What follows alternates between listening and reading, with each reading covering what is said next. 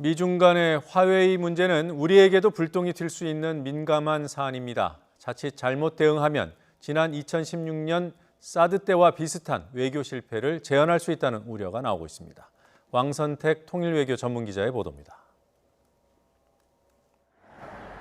중국의 통신장비업체 화웨이에 대한 미국의 압박이 동맹국과 우방국을 상대로 동참을 요구하면서 국제화하는 양상으로 확대되고 있습니다.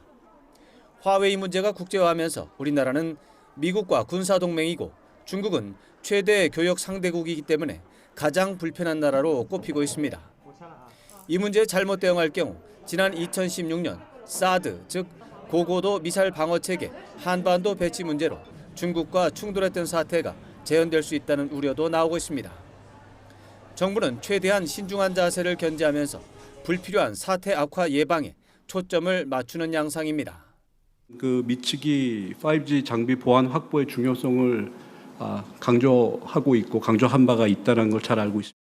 정부는 특히 화웨이 문제가 매우 복잡한 특성을 지니고 있는 만큼 문제 성격을 정밀하게 분석하는 작업에 주력하는 모습입니다.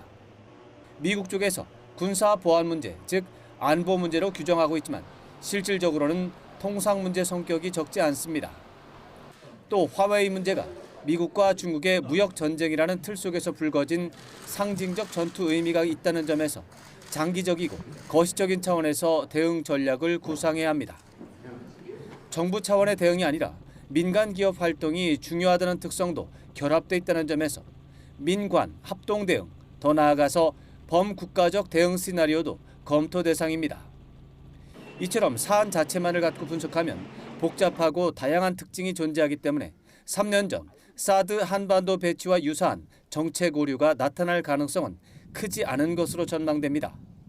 다만 국내 정치 차원에서 정부 여당과 야당이 상대방을 공격하는 정치 쟁점의 소재로 활용할 경우 미중 패권 경쟁 구도에 휩쓸려 갈 수 있다는 점에서 국내 여론 대응에도 세심한 노력을 기울일 필요가 있는 것으로 분석됩니다. YTN 왕선택입니다.